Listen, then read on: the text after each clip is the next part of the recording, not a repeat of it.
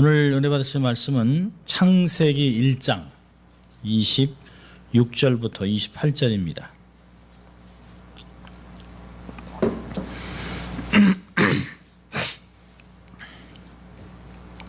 창세기 1장 26, 27, 28절입니다. 오늘 찾으셨으면 우리 한 목소리로 한번 같이 짧은 세 절이니까 같이 한번 읽어보도록 하죠. 26절부터 읽습니다.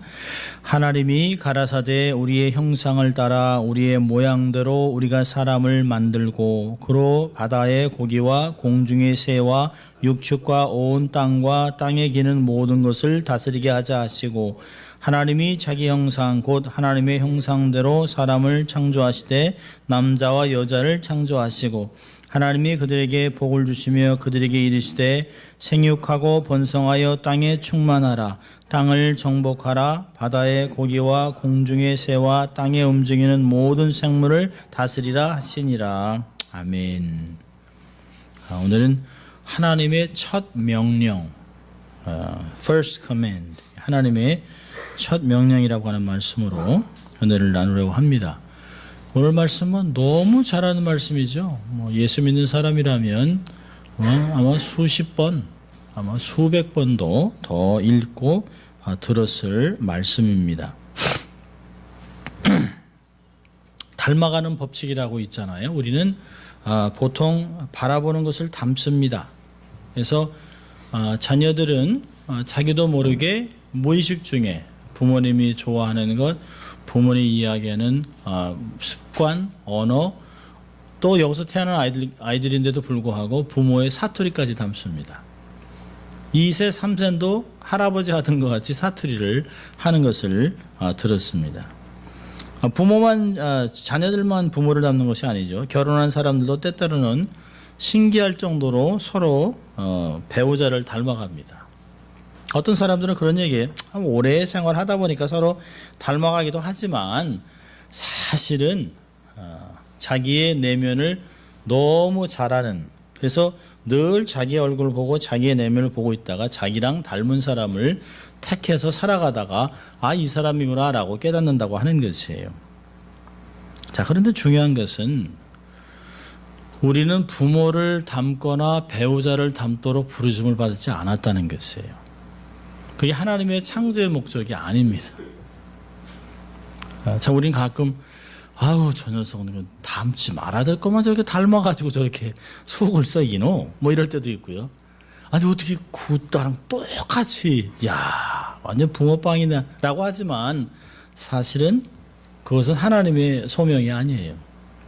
우리는 부모를 닮거나 배우자를 닮도록 창조되지 않았고요. 우리는 하나님의 형상대로 지음을 받았기 때문에 성부, 성자, 성령, 삼위일체 하나님을 날마다 닮아가도록 우리가 창조되었다는 걸 잊지 말아야 합니다. 내가 닮아야 될 사람은 남편이 아니에요. 내가 닮아야 될 사람은, 내가 정말 벤치마킹 해야 될 사람은 목회자가 아니에요. 우리가 늘 그런 얘기를 합니다. 우리가 정말 벤치마킹 해야 될 목회자는 예수님이지 어떤 목회자가 아니라는 것이에요. 세상에서는 어떤 탁월한 인생을 모델로 삼죠. 그래서 그 모델을 닮아가려고 하기도 하고 노력도 하고 흉내도 내고 합니다만은 우리는 세상과 다른 거예요. 우리는 내가 하나님의 형상을 갖고 태어났구나. 우리의 자녀들에게도 너희들은 아빠를 얼마를 닮아올 게 아니라 누굴 닮을 게 아니라 너는 하나님을 닮아야 돼. 그게 사실은 에베소 5장에 있는 말씀이에요. 에베소 5장에서 우리 하나님의 사랑을 받은 자 같이 그분을 닮아가야 된다고 얘기합니다. 그분을 흉내내고 하나님 이렇게 생각하시지, 이렇게 말씀하시지, 이걸 좋아하시지, 이건 싫어하지. 그러니까 내가 좋아하고 내가 싫어하는 것이 기준이 안 돼요. 내가 이거는 내가 좋아하는 거니까, 이건 내가 우리 고향 사람이니까, 이건 내가 여태껏 익숙한 것이니까 라고 하는 것이 우리의 기준이 될 수 없다는 거죠. 우리의 기준은 변하지 않는, 세월이 지나도 변하지 않는 하나님의 말씀, 또 그 말씀을 주신 하나님이 우리의 기준이 되어야 되는 것입니다. 오늘 본문을 보면 하나님의 형상이 된다는 게 뭘까? 형상은요, 더 나은 실체가 있다는 거예요.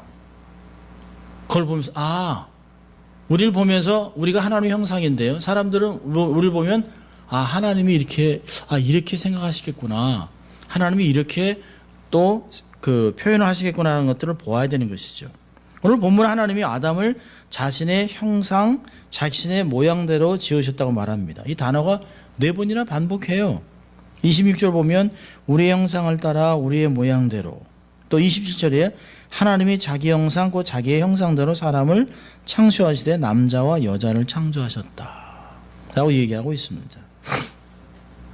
그리고 창세기 2장에 가서는 하나님이 자기의 형상을 닮은 아담을 동산의 형태라는 성소에 두셨습니다. 15절에 보니까 2장 15절에 여호와 하나님이 그 사람을 이끌어 에덴 동산에 두사 그것을 다스리며 지키게 하셨어요. 그러니까 하나님은 사람을 창조하시고 확실한 부르심을 주셨어요. 확실한 그 사역을 주셨습니다. 그냥 편안하게 하나님과 그냥 대화하고 즐기는 그런 일이 아닙니다. 여기 보니까 다스리고 지킨다. 이것은 돌보고 확장하고 개발하고 새로운 것들을 일어나가는 레노베이션 하는 것들을 사실은 이야기하고 있습니다. 이노베이션, 레노베이션 계속 얘기하잖아요. 다 성경에서 나온 것이에요. 하나님이 에단이라고 하는 것을 하나님의 성소로 만드셨어요. 그리고 지성소의 역할을 하는 것이 생명나무입니다. 그리고 밖에는 세상이에요. 하나님은 이것을 넓혀가라고 얘기했습니다. 지난주에도 말씀을 드렸습니다만 고대 근동 사회에서는 신들은 종종 세상에 자기의 형상으로 왕들을 세워 자기의 권위를 드러내도록 했습니다. 또 그것을 닮아서 고대 왕들은 자기의 모습을 자꾸 형상화시켜요. 그래서 형상을 시켜서 나라의 곳곳에 세워놓습니다. 그럼 사람들이 그 형상을 보면서 여기는 이 왕이 다스리는 지역이구나. 또 경계선에 이방 나라에서 들어올 때 그 경계선에 그 왕의 아주 위대한 거룩한 아주 엄청난 모습으로 형상을 지어놓습니다. 여러분 그 북한에도 김일성 동상을 요만하게 만들지 않잖아요. 그렇죠? 김일성 동상을 이렇게 주머니에 이렇게 요만하게 집어넣어서 주머니에 넣고 다니게 그러지 않아요. 김일성 동상은 막 80m 막 이렇게 만들어 놓습니다. 사람들이 깜짝 놀랄 정도. 세상에서 사람의 동상을 제일 잘 만드는 나라가 북한입니다. 그래서 북한이 리비아, 그다음에 이라크에 있는 후세인 이런 사람의 동상들을 다 만들어줬고요. 우간다의 독재자들, 아프리카 독재자들의 동상들을 다 만들어줬습니다. 최고로 잘 만든다 그래요. 엄청나게 큰 걸 만듭니다. 그렇게 하는 게 뭘까요? 자기의 권위를 드러내고 싶은 것이에요. 이 나라의 주인은 나다. 이 나라를 통치하는 사람은 바로 나. 사람들로 하여금 다 이렇게 기선을 잡는 일을 합니다. 근데 고대 근동지방이나 지금이나 동상은 움직이질 못해요. 동상은 말도 못해요. 동상은 사람이 만든 것입니다. 자, 그런데요. 하나님이 만들어 놓은 아담과 이브는 말을 합니다. 살아 있습니다. 움직입니다. 그게 고대 근동과 사람의 다른 모습을 이야기하는 것입니다. 하나님의 형상, 아담과 하와는 하나님께 속한 왕 같은 사람들이에요. 그리고 제사장의 역할을 하면서 하나님이 허락해 놓은 그 성소라고 하는 에덴에서 하나님을 경배하고 그 지역을 다스리고 하나님의 형상을 가지고 그 안에 있는 모든 창조물들을 하나님을 대신해서 다스리는 그 부르심을 갖고 있습니다. 그리고 그 에덴이란 동산은 경계가 있었지만 그곳에 하나님이 주신 명령이 뭡니까? 생육하고 번성하고 지경터를 넓혀가는 것이에요. 자, 그런데 하나님의 형상에는 세상에 죄가 들어옴으로 왜곡됩니다. 하나님의 권위와 영광을 갖고 있어야 될 사람이 그것을 드러내지 못해요. 창세기 3장에서 아담이 뱀을 제압하지 못할 때 그게 확실하게 드러납니다. 그러나 우리 안에 있는 하나님의 형상은 예배를 통해서만 회복이 돼요. 그분을 향하고 그분을 친밀함을 통해서 회복됩니다. 이걸 제가 나중에 설명해 드리겠습니다. 그러니까 우리는 하나님의 완전한 형상이신 예수 그리스도를 통해서 하나님을 예배하고 그와 같은 형상으로 변화해서 영광에 이르게 됩니다. 여러분 골로새서 1장을 한번 볼까요? 골로새 1장을 보면 놀라운 말씀을 하고 있습니다. 사도 바울이 구약에 있는 전체 이 말씀을 생각하고 이 진리를 꿰면서 이런 단어들을 특별히 단어를 사용하고 있습니다. 골로새서 1장 15절부터 17절입니다. 같이 읽습니다. 그는 보이지 아니하시는 하나님의 형상이요 모든 창조물보다 먼저 나신 자니 만물이 그에게 창조되되 하늘과 땅에서 보이는 것들과 보이지 않는 것들과 혹은 보좌들이나 주관자들이나 정사들이나 권세들이나 만물이 다 그로 말미암아 그를 위하여 창조되었고 또한 그가 만물보다 먼저 계시고 만물이 그 안에 함께 섰느니라. 15절이잖아요. 그는 보이지 아니하는 하나님의 형상. 그니 바로 예수 그리스도입니다. 여기서 얘기하는 형상이 뭘까요? 지난주에 드렸던 아이콘이라는 단어입니다. 아이콘. 하나님의 아이콘, 완벽한 아이콘은 바로 예수 그리스도입니다. 그래서 결국에는 고린도후서 3장 18절에서도 이런 말씀이에요. 우리가 다 수건을 벗은 얼굴로 거울을 보는 것 같이 주의 영광을 볼 때 저와 같은 형상으로 화하의 영광으로 영광이 이르니 곧 주의 영으로 말미암느니라. 예수님과 같은 아이콘, 완벽한 하나님의 형상을 소유하는 자가 될 것이라고 이야기하고 있습니다. 그래서 그 변화의 모습이 영광에서 영광으로 움직이는, 영광에서 영광으로 변화하는. 그러니까 이 바울이 얘기하는 것이 우린 이미 예수 그리스도께서 우리에게 오셔서 하나님의 영광이 되셨고 그 모습을 통해서 우리가 하나님을 경외함으로 점점 더 놀랍고 더 깊고 더 넓은 하나님의 영광화되고 있다라고 하는 것을 우리에게 이야기해주고 있습니다. 예배는 우리가 하나님의 형상과 아이콘으로 하나님의 임재를 점점 이 땅에 드러내는데 아주 중요한, 그렇게 하도록 우리를 변화시키는 핵심적인 요소입니다. 왜 우리의 선배들이 하나님 중심, 말씀 중심, 교회 중심, 예배 중심이라는 말을 했을까요? 왜 종교교육자들이 예배로 돌아가자, 말씀이 있는 예배로 돌아가자, 예식이 아닌 의식이 아닌 핵심인 말씀으로 돌아가자는 말을 왜 했겠냐는 것이에요. 우리가 예배를 통해서 변화돼서 하나님의 형상으로 하나님 임재를 나타낼 때 예배는 우리의 부르심에 필요한 에너지를 공급하는, 그래서 그 원리를 가지고 땅을 정복하게 만드는 것이에요. 우리는 여전히 이 세상의 땅을 정복해야 되는 사람들입니다. 끊임없이 정복하고 다스리고 섬기고 하나님의 영광을 드러내야 합니다. 하나님은 자기 형상대로 인간을 창조하셨어요. 그리고 이 형상은 온 땅을 다스리고 정복하는 인간의 임무를 통해서 표현됩니다.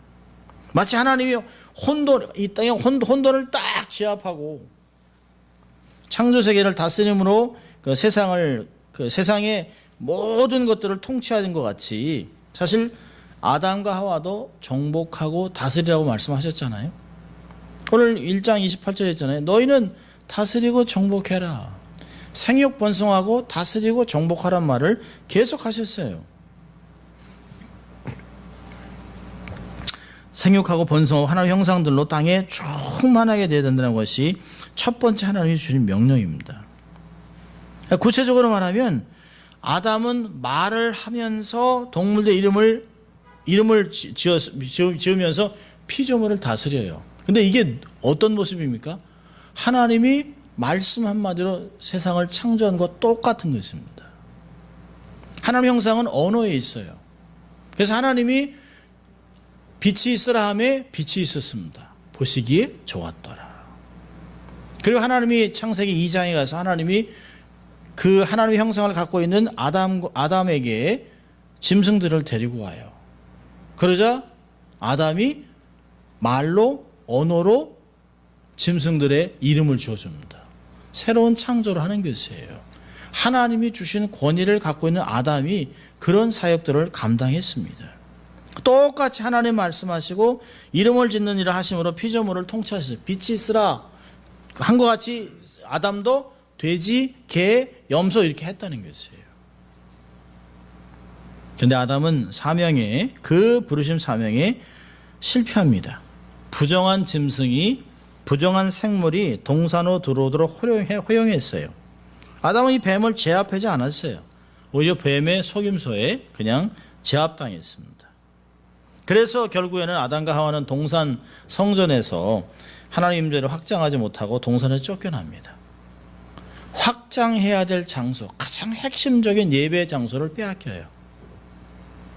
그리고 컨테미네이트 되고 부정하게 돼서 더 이상 이곳에 둘 수 없게 된 인간이 됩니다. 그래서 그곳에서 쫓겨나요. 근데 그걸로 얘기가 끝나지 않습니다.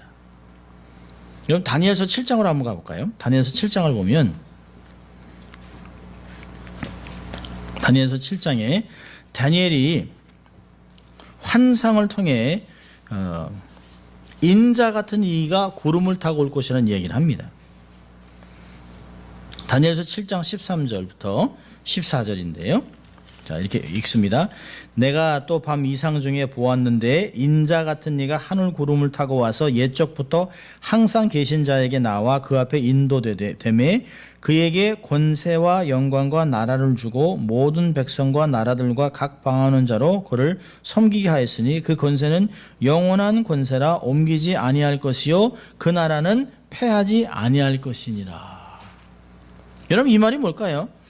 다니엘서에서 7장은 다니엘이 환상 중에 누구를 보나요? 인자가 뭐예요? 아담 같은 이. 여기서 얘기하는 건 첫 아담 같은 이인데 다른 것이에요. 실패한 아담이 아닌 모든 것을 똑같이 실패한 자리에서 승리하고 성공할 그 한 시기가 오는 걸 보는 것이에요. 첫 아담이 아닌 아담과 같은 인데 다른 영광이 있는 그런 두 번째 아담을 보고 있습니다. 그때가 올 것이라는 것이에요. 그러니까 구약은 계속해서 둘째 아담, 메시아가 올 것을 이야기하는데 그 메시아는 결코 실패하지 않을 것을 얘기하고 있습니다. 인자 같은 이라고 하는 것은 문자도 아담의 아들과 같은 이예요. 아담의 아들과 같은. 그러니까 아담의 후손이라는 것이에요. 여러분 아담의 후손을 창세기 3장에서 얘기했잖아요. 3장 15절에 이렇게 얘기했습니다. 내가 너로 여자와 원수가 되게 하고 너의 후손도 여자의 후손과 원수가 되게 하리니 여자의 후손은 내 머리를 상하게 할 것이요 너는 그 발꿈치를 상하게 할 것이라. 아담의 계보로서 내려올 아들을 이야기합니다. 단수예요. 딱 한 분, 그분. 사실 아브라함에게도 얘기한 그 후손은 단수입니다.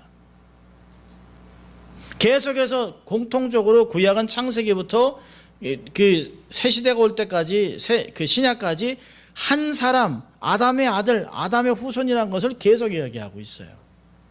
그분이 오면 첫째 아담이 실패하고 좌절되고 그 실패한 곳에서 다시 회복할 것이라는 것을 계속 이야기하고 있습니다.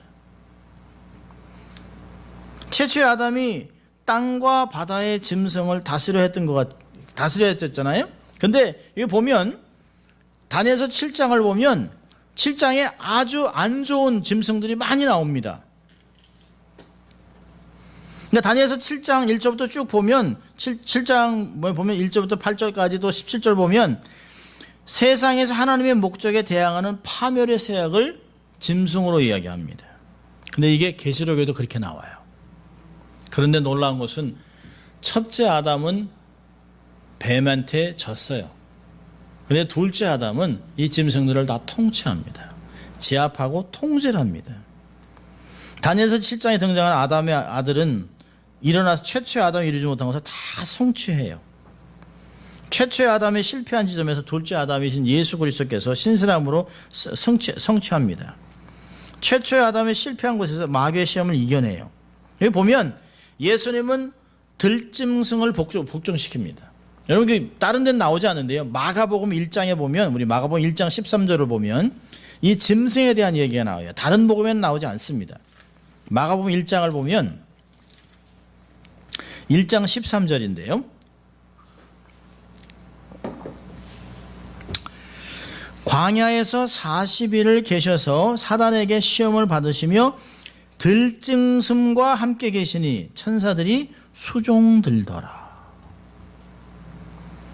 예수님은 이 광야, 마귀가 있는 통치하고 있는 그 광야에서 승리하시고 들짐승으로 복종시킵니다. 이게 바로 다니엘서 7장에 나와 있는 말을 그대로 성취하는 것이에요.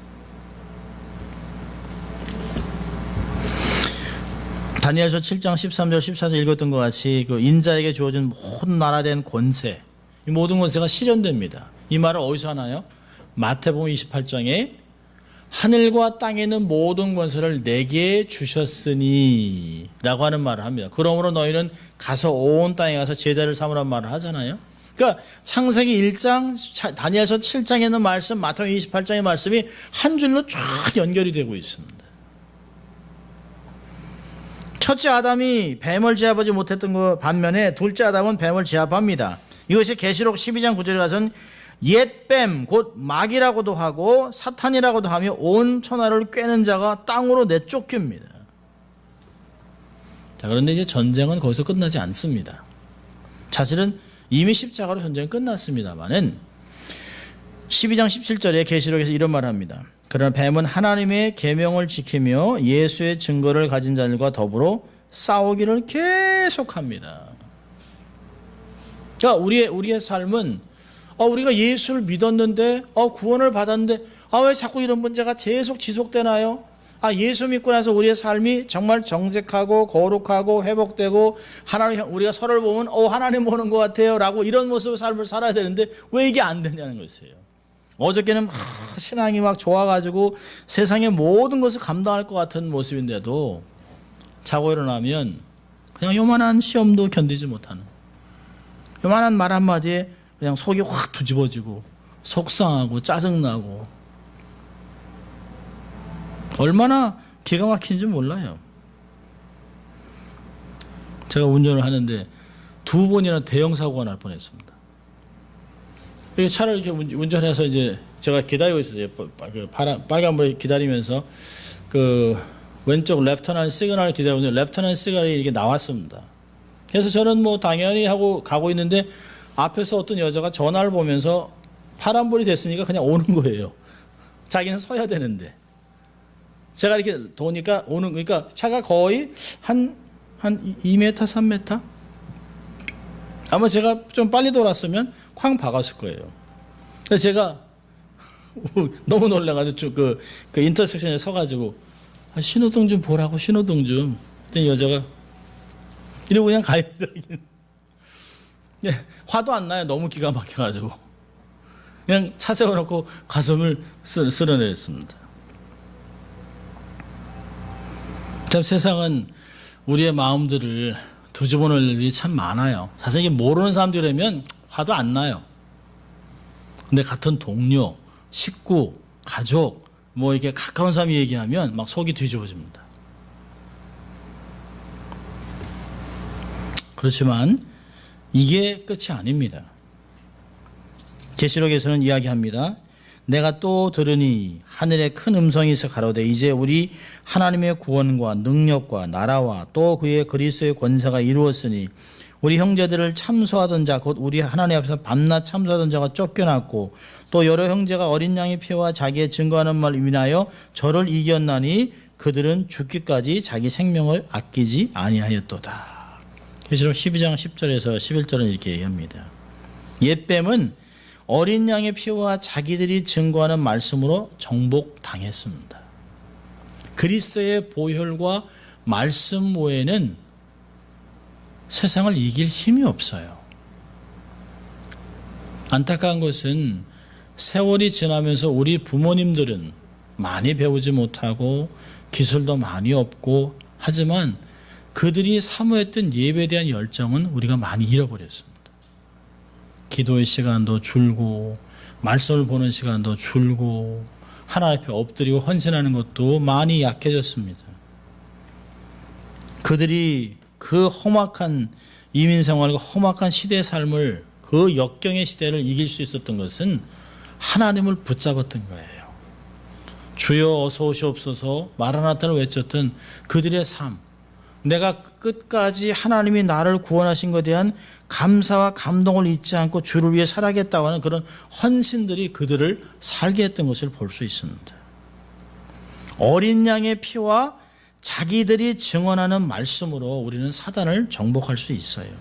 이런 방식으로 동산에서 부정한 영향력에 맞서 동산을 지키던 아담의 제사장의 부르심은 말씀을 순복하고 예배를 드리면서 그리스도의 사역으로 인해 우리를 통해서 계속 지속되고 성취되고 있습니다. 예수 그리스도께서 우리 안에 사시잖아요. 예수 그리스도께서 우리 안에 주인이 되셨잖아요. 예수 그리스도께서 우리의 삶을 거룩한 성전으로 만드시고 우리를 통해서 우리 안에서 역사하시잖아요.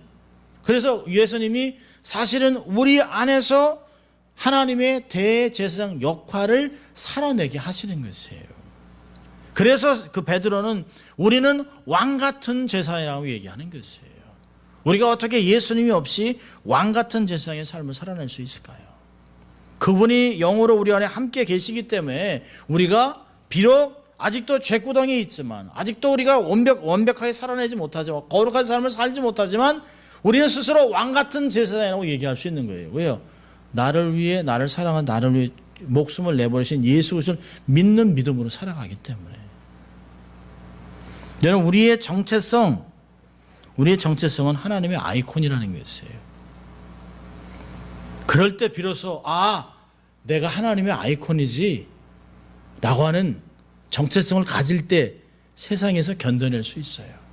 여러분, 우리가 예수 믿으세요라고 하지만 얼마나 웃기는지 몰라요. 제가 한 번은 사복음서하고 이렇게 드링크하고 이렇게 해서 홈레스한테 이렇게 줬어요. 목말라 하는 것 같아서 이렇게 줬는데요. 사복음서는 휙 버리고 물만, 주스만 마십니다. 그래서 제가 그랬습니다. You know, this is more important. 이거는 안 마셔도 그만이지만 이건 놓치면 끝장이라고. 근데요, 그 사람이 제가 볼 때는 그냥 이렇게 기독교인들이 지나가면서 하도 이제 그런 걸 많이 했으니까 아마 저를 욕보이려고 그랬던 것 같아요. 아마 그냥 기분 나쁘게 하기 위해서 사복음서를 줬는데 휙 버려요. 그래서 제가 지서가지고 This is more important than drink. 근데 제가 그 사람한테 유난히 제가 그렇게 했습니다. 아유, 저런 인간 진짜 에이, 이렇게 지나갈 수 있었는데요. 제가 This is more important. 이렇게 보고 있습니다. 이렇게. 그러더니 나중에 읽겠대요. 나중에. 여러분, 종종 우리가 복음을 전하다가요, 우리의 연약한 부분이 드러납니다. 아우, 정말 넌 그냥 지옥 가라, 그냥 너는. 그렇게 싫으면 그냥 지옥 가라고. 그러고 싶어요, 진짜 막. 어떤 때는 내가 왜 괜히 내 주머니, 아니 이 돈이면 내가 모으면 내가 이렇게 할 수 있는데 라고 하는 마음이 막 이렇게 확 올라옵니다. 상식을 넘어서 욕을 하잖아요. 일부를 주면 더 달라고 그러고. 아니, 자기가 저한테 돈을 더 달래 그 요구할 수 있는 권한이 없잖아요. 또 그냥 일부만 주고 가면 뒤에서 욕하고. 참 낙심할 때가 많습니다. 근데요, 우리는 결코 그들이 요구하는 답이 되줄 수가 없어요. 우리는 단지 그냥 아이콘일 뿐입니다.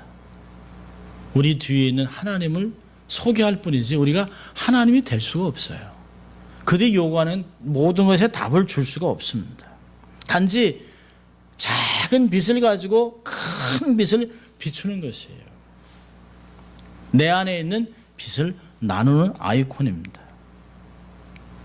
하나님의 형상 안에서만 우리는 하나님의 어린 양과 어린 양의 피와 자기의 증언의 말씀으로 우리 원수를 계속해서 정복하는 것입니다. 안 집사님이 이제 전에 선교지에서 유용하게 사용하는 솔라 랜턴이라는 걸 한번 보여준 적이 있어요. 이게 배터리도 필요 없고 이 전기도 필요 없고 얼마나 좋은지 몰라요. 그래서 이렇게 햇빛을 이렇게 놓으면 햇빛을 받아가지고 이렇게 이제 충전이 돼가지고 어두운 곳이나 캄캄한 데서 이렇게 비칩니다. 그래서 우리도 이머전시를 집에 갖고 있어야지 해가지고 이제 거금을 들여서 하나 딱 샀어요. 샀는데 작년에 그 여기에 선교대에 오신 그 요르단에서 온 선교사님 이야기를 듣고서 아유 그냥 덜컥 저버렸습니다. 저버리고 나서는 좀 아쉬운 마음도 좀 있어요. 그래서 근데 그걸 보면서 야 참 좋은 거다 과학이라고 한 생각을 했는데요. 거기서 참 좋은 것들을 많이 느꼈습니다. 이게 어두운 곳이나 밤에 이런 것은 아주 밝지 않은 빛을 내지만 그러나 이게 어둠 속에서 항상 빛을 내는 것은 아니에요. 만약에 이 솔라 랜턴을 그냥 이 구석에 이렇게 처박아 두거나 그냥 창고에 놔두면 빛을 내지 못합니다. 솔라 랜턴이 정말 솔라 랜턴으로 빛을 낼 수 있는 것은 충전이 되었을 때뿐만이에요. 충전이 됐을 때 비로소 어둠 속에서 빛을 냅니다. 여러분 솔라 랜턴과 마찬가지로 우리도 어둠 속에서 빛을 내도록 지음 받았습니다. 근데 우리 힘으로는 안 돼요. 하나님을 예배하고 가까이 함으로 빛 가운데 우리 영혼이 충전될 때, 여러분 충전이 리밋이 있잖아요. 아무리 솔라 랜턴이 좋아도 그 충전 한 만큼만 사용할 수 있습니다. 여러분 우리도 옛날 받은 은혜로 삶을 살아가지 못합니다.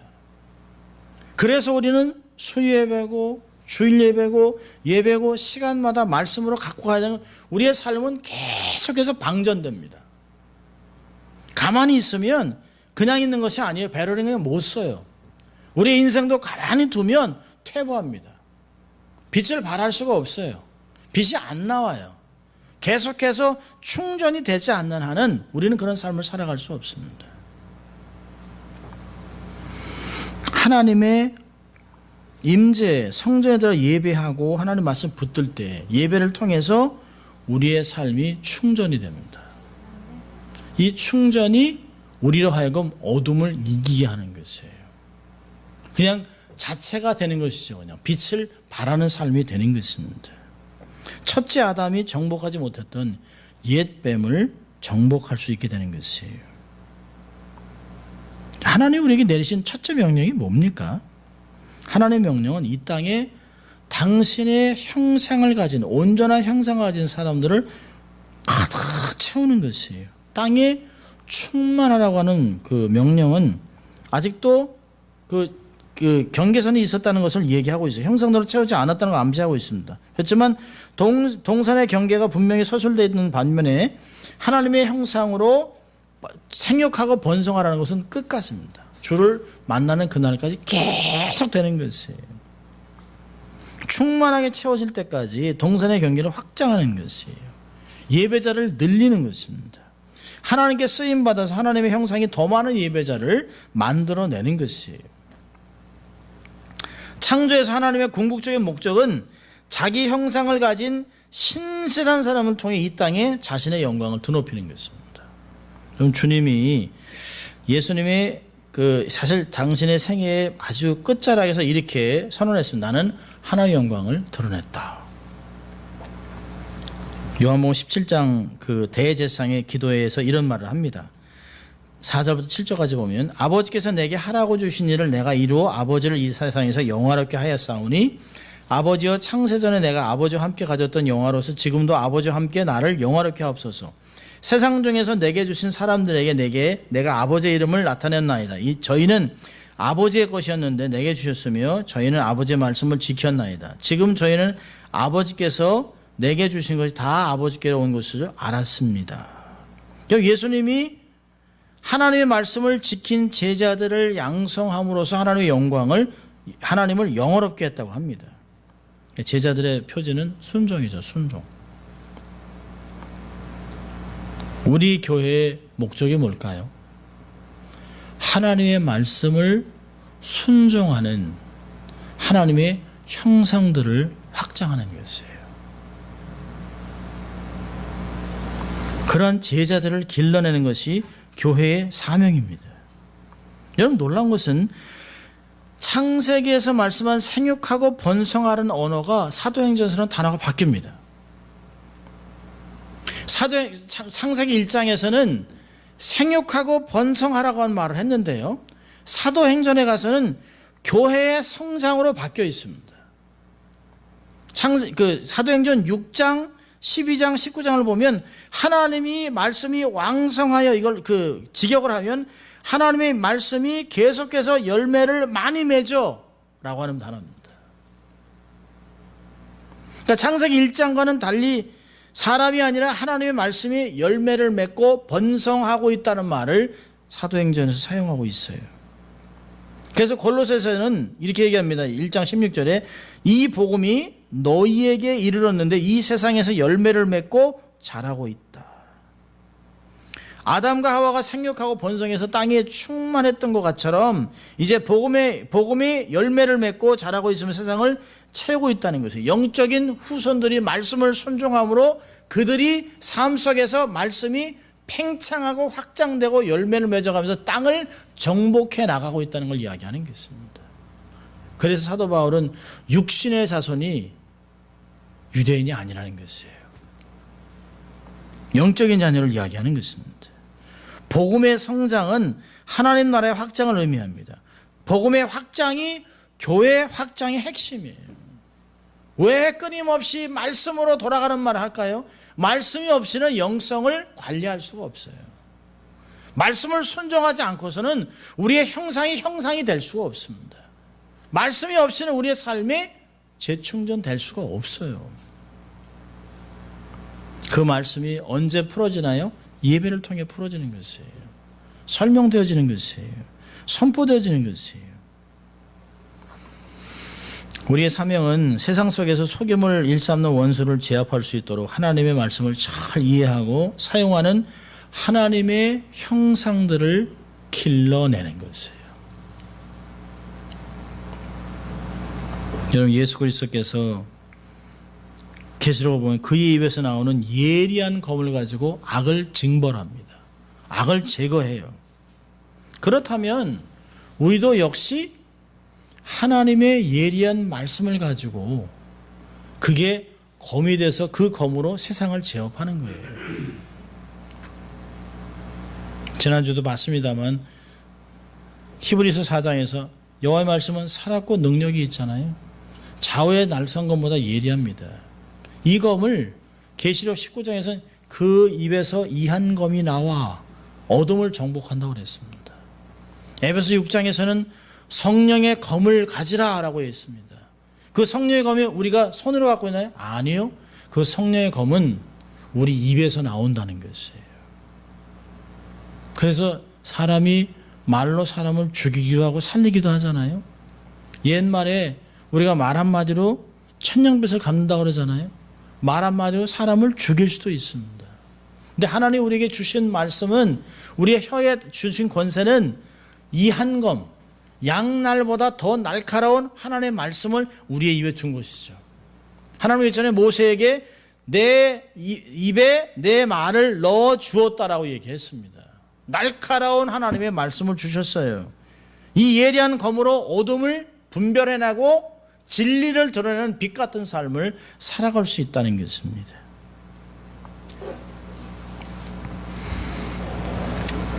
우리는 말씀과 예배를 통해서 영적인 재충전을 하는 것입니다. 여러분, 예수님이 왜 요한복음 4장 24절에서 하나님은 영이시니 예배하는 자가 신령과 진정으로 예배할지니라고 했겠습니까? 하나님이 찾으시는 사람은 예배하는 자입니다. 하나님을 예배하면서 열린 하늘을 소유하고 또 그분의 말씀을 들음으로 우리 안에 성령의 검을 가지고 우리의 삶을 정결하게 하고 거룩하게 해서 이 말씀을 가지고 세상에 나가는 것이에요. 우리가 정말 하나님이 우리에게 주신 첫 명령, 생육하고 번성하고 땅에 있는 모든 것들을 다스리고 정복할 수 있는 방법은 우리의 힘이 아니에요. 우리의 육체적인 힘이 아닙니다. 우리의 실력이 아니에요. 끊임없이 우리가 하나님께 연결돼서 하나님의 빛을 받아 충전돼서 빛을 드러내고 그 빛으로 어둠을 정복하고 정말 우리의 말로 사람을 살려내고 격려하고 어둠을 정복하는 일 가운데서 하나님의 나라는 확장되는 것입니다. 재충전 얼마나 중요한지 몰라요. 우리는 하루에도 짧은 시간 안에 영적인 방전을 경험합니다. 말씀 다 잊어버리고 들은 말씀 다 기억 안 나고 들은 건 엄청나게 많은데 정리가 안 돼요. 그래서 연결이 안 돼서 빛이 안 나와요. 방전되면 자동차도 잘 가다가 턱 툭툭툭 하고 서는 거 배터리가 죽잖아요. 그 배터리 아무것도 아닌 것 같은데 그 배터리가 안 되면 스타트가 안 돼요. 우리 하루를 스타트하면서 말씀으로 하나님 오늘도 저에게 말씀으로 스타트해 주십시오. 우린 가끔 커피로 we jumpstart our day with coffee. 우리의 몸을 깨우는 것은 열심히 하는데요. 우리의 영혼을 깨우는 것은 좀 게을리합니다. 다시 말씀으로 돌아가서 우리 영혼을 다시 충전하고 깨우고 스타트하는 그런 삶이 되면 우리 안에 역사하시는 예수 그리스도 그분을 통해 우리가 대제사장 왕 같은 제사장 역할을 감당할 수 있게 됩니다. 말씀으로 영적으로 충전되는 여러분들 되시길 주의 이름으로 축원합니다. 기도하겠습니다. 하나님 아버지 감사합니다. 오늘도 저희들에게 말씀을 통해 우리가 어떤 사람인지 어떤 사역을 감당해야 될지 우리에게 다시 한번 가르치시고 기억나게 하시고 권면하신 것 감사합니다. 하나님의 아이콘으로 삶을 살아갈 때 세상에 하나님을 드러내는 자가 되게 하시고 또 하나는 빛을 잃어버리지 않기 위하여 하나님께 지속적으로 나와 충전되어 빛을 발하고 하나님의 성령의 검을 가지고 삶을 살아가는 저희들 되게 하시고 그래서 세상을 정복하고 다스리고 섬김을 통하여 하나님의 영광 돌리는 저희들 될 수 있도록 주님 축복하여 주시옵소서. 감사하고 예수님 이름으로 기도합니다. 아멘.